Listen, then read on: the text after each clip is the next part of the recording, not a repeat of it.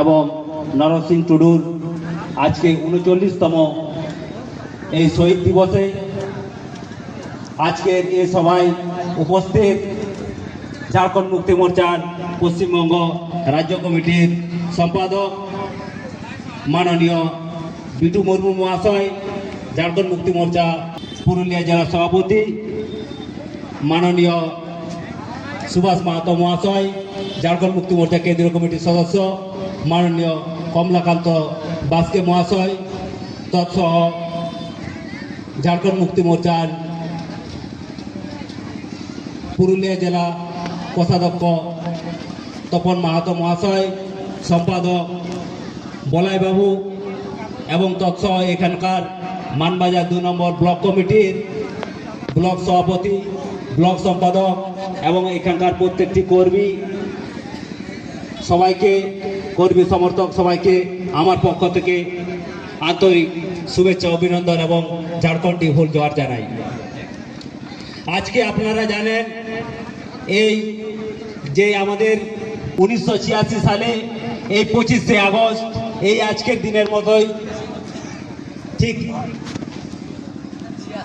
তৎকালীন সিপিএমের বিধায়ক আমার বাহিনীর মতো এই 4 জনকে নৃশংসভাবে তারা যে খুন করলো, আজকে তাদের পরিবারজন আজকে এখানে উপস্থিত আছে। এই ঝাড়খণ্ড আন্দোলনেও কেউ বা তার সন্তানকে হারিয়েছে, পিতৃহারা হয়েছে, মাতৃহারা হয়েছে, মায়ের স্মৃতির সিঁদুর মুছে গেছে, তার সন্তানকে হারিয়েছে, কেউ তার বাবাকে হারিয়েছে, তার মাকে হারিয়েছে। এইভাবে এই সিপিএম যেভাবে অত্যাচার করেছিল এই ঝাড়খণ্ড মুক্তি মোর্চার উপরে, তারা আজকের দিনে আজকে কিন্তু সঠিক জবাব পেয়েছে। আজকে এই পশ্চিম বাংলাতেও একটা মাত্র এই সিপিএম কে আপনারা কোথাও খুঁজে পাবেন না, তাদের একটাও বিধায়ক নেই। কিন্তু আজকে এই ঝাড়খণ্ড মুক্তি মোর্চার আমাদের ঝাড়খণ্ডে আমাদের সেখানে সরকারও চলছে, সেখানে মুখ্যমন্ত্রী স্বয়ং মুখ্যমন্ত্রী হেমন্ত সোরেন সেখানে সরকার চালাচ্ছে।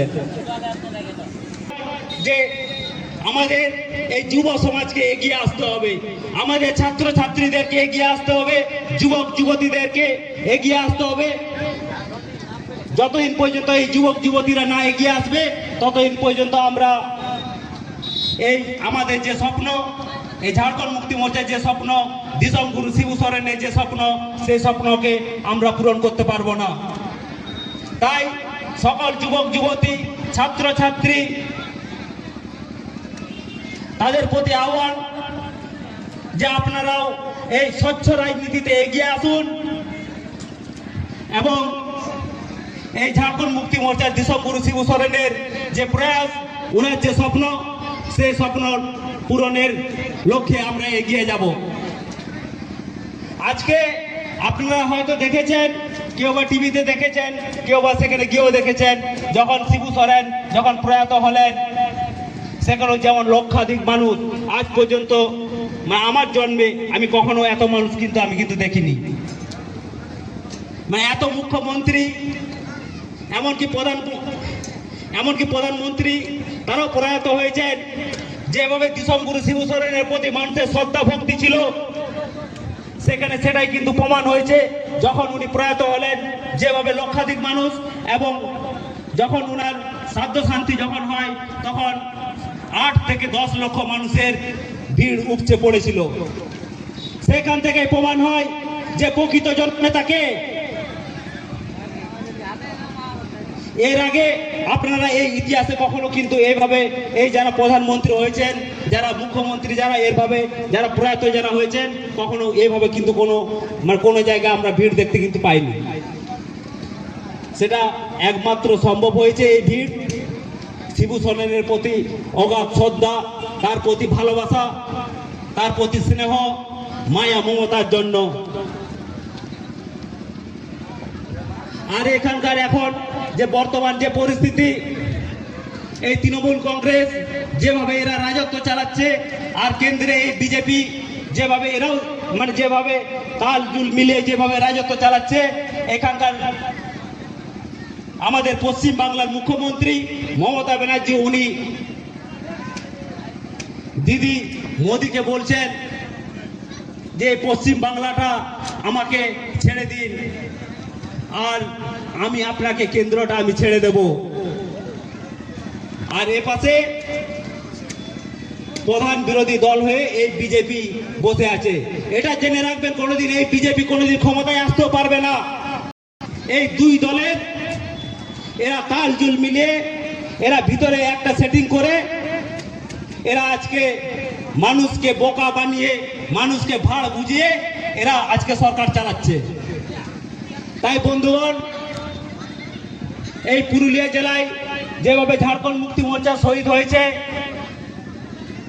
এই পশ্চিম বাংলাতে সেভাবে অন্য কোনো জেলায় তেমন কোনো শহীদ হয়নি।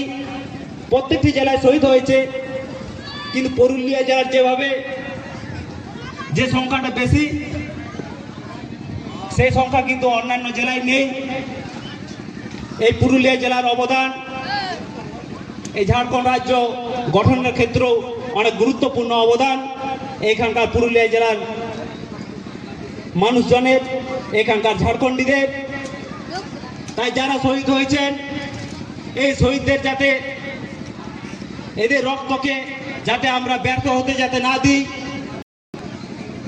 যে স্বপ্ন ছিল সেই স্বপ্ন পূরণের লক্ষ্যতে যাতে তার স্বপ্ন যাতে আমরা পূরণ করতে যেতে পারি। আমরা খুনাখুনি রাজনীতি রাজনীতিতে বিশ্বাস করে না, ঝাড়খণ্ড মুক্তি রাজনীতিতে পছন্দ করে না। তাই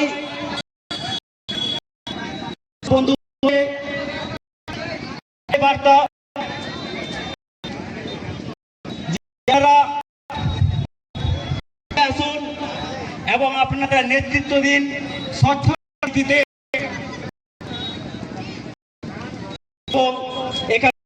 ঝাড়খণ্ড গঠনের লক্ষ্যে সিপিএম সরকারও বলেছিল এই হবে না বা মানে কি ঝাড়খণ্ড রাজ্যটাই গঠন হবে না, কিন্তু অর্ধেকাংশ ঝাড়খণ্ড রাজ্য তো গঠন হয়েছে। এবং সেই ঝাড়খণ্ড আন্দোলনের জেরে এখানকার পশ্চিমাঞ্চল উন্নয়ন পর্ষদও সরকার করতে বাধ্য হয়েছে। এরপরে এই ঝাড়খণ্ড মুক্তি মোর্চা যে আন্দোলনের রূপরেখা গড়ে তুলবে, এখানে সরকার স্বায়ত্ত শাসন এবং পঞ্চম তফসিলি যাতে দিতে বাধ্য হয়, তার সাথে যাতে এই বৃহৎ ঝাড়খণ্ড এই মেদিনীপুর পুরুলিয়া বাঁকুড়াকে যাতে বৃহৎ ঝাড়খণ্ডের সাথে আমরা যাতে সামিল করতে যেতে পারি, তার উদ্দেশ্যে আমাদেরকে সবাইকে একত্রিত হয়ে আমাদেরকে লড়াই করতে হবে।